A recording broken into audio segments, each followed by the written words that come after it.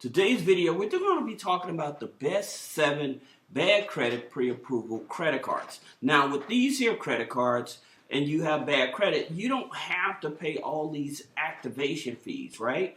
And that's the bigger thing where a lot of people, they're trying to find pre-approval credit cards without getting a hard inquiry and having to pay those extra activation fees. So these are the best credit cards that you want to go after. Now, here's the thing about it that I want to tell you all that's going to really help you impact your credit so that you start being able to get qualify for higher lines of credit is to start utilizing these services out here. There's Grow Credit. There's a Perch, which is under another company now. But these companies are actually reporting, like if you're using Hulu, Netflix, Spotify, if you're paying your utility bills, they'll help report your utility bills.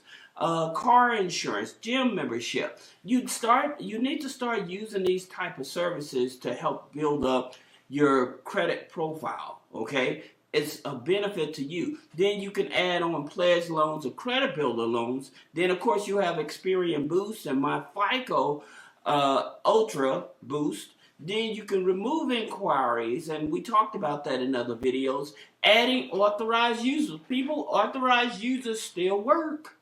They still work till this day. Again, one other thing you can do if you're using your debit card a lot, then if you're using your debit card a lot, people, here's the thing about it. Sign up for extra debit card app because it's reporting to Equifax and Experian or One Financial. One Financial, so they can report your debit card transaction. Another thing to get an extra 45 to 60 point boost in your credit score is start reporting your rent. So if you're paying your rent with your debit card, you want to sign up with like companies like Plastic, and then or sign up with one of these other companies, and what they'll do, they'll pick up that data. Now also what's going to do is going to help age your credit file as well, up to 2 years, and that would help you qualify for a mortgage, especially for you guys that are trying to get into the real estate game. If you're trying to get into the real estate game and trying to get a FHA loan or trying to just show that you have the ability to make mortgage payments, this is where you want to start, all right? Now, the credit cards that you want to do with a pre-approval so you don't get the hard inquiry, you don't have to pay any upfront fees, is you want to start with the Patel. Patel, for you, if you have bad credit, then they're going to start between $300 to $5,000. If you have more established credit, they're going to start you between $300 up to $10,000. And it reports to all 3 credit bureaus. And the interesting thing about it, it's a soft pull FICO 9. They're really, even if you don't have a credit score, you still can qualify for this card. They're not really focused on the credit score. They're focused on cash flow. If you have a steady job, if you've been at your place of residence long, your education level, all of those things is what's factoring with these alternative lenders other than the banks and credit unions. These are the type of cards you want to go for, especially if you have bad credit and you're trying to rebuild your credit. Start taking advantage of these cards because I'm going to start showing you strategies on how each of these cards, you can get multiple trade lines out of just one card. Now, you have Credit AI. Again, Credit AI, if you have income coming into your bank account, they'll give you a $1,500 primary trade line. Then you have Off-5, MasterCard for bad credit, okay? They start at $1,000. After 6 months, it doubles to $2,000. Again, these are credit cards that you can do pre-approval with no impact on your credit file. Okay, so no hard inquiry on your credit file. Now, here's the thing about it. With some of these companies, you must know this. Okay, they may not check your regular credit score. Some of these companies, they may check LexisNexis. They may check your, they may check your LexisNexis, okay? They may check your Factor Trust, which is owned by TransUnion, okay?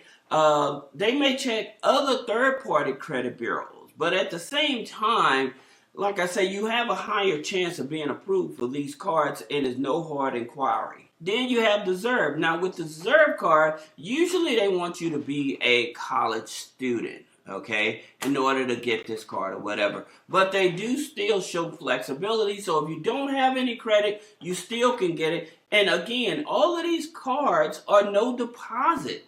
You don't have to put no money up front in order to get these cards. So they are unsecured cards, no deposit type of card. Then you have opportune. Now, opportune, I've definitely got a strategy for you that's really going to help you in another following up video. But with opportune, okay, they have this Visa card. They have the opportune personal loans, and they have the opportune Visa card. All right, and there's no credit score, limited credit history, or better. Right? No security deposit. Now, they do automatic credit line increases depending on how you actually use the card. Anybody that's been approved for the Opportune card, put a comment below. Let me know. Do you like the card? Did you get a decent amount on the card? Have you been using it? Did you get a credit line increase? Let me know so that the community can know how they should be approaching this. The last one is Apple Card. Yes, the Apple Card. So there's no hard pull, no upfront fees or whatever, but the Apple Card is definitely a card that you want to use. Okay, you want to leverage it. But the thing about it, what I would do is, again, those trade lines I was telling you. Now, here's the thing about it. Those other credit cards, I would probably get maybe about 3 to 4 max on those other cards. Then I would go for the Apple card, okay? That's what I would do, because you know when you get into the Apple card, you're going to go for higher limits, as well as the Patel card. So with the Patel card, the opportunity to get a higher limit, right? So the thing about it is, in terms of your DTI, your debt to income ratio, it's very important. And most of these cards, your debt to income ratio, it plays a bigger factor. And with banks, when you're trying to go to a bank to get a credit card and you have credit, guess what? Even if you have good credit with a bank, their maximum debt to income ratio is 55%, banks and credit unions. But with like alternative lenders, like with Apple, other fintech companies and stuff, it's 75%. So that's the reason I'm telling you to build your credit file. You don't need a whole lot of those small limit credit cards, 3, 4 max, and then go for the Apple card. But make sure that you add some of those other trade lines I suggested to you, because that's going to put you in a better position, so that way it can help bump you up to start getting access to larger lines of credit.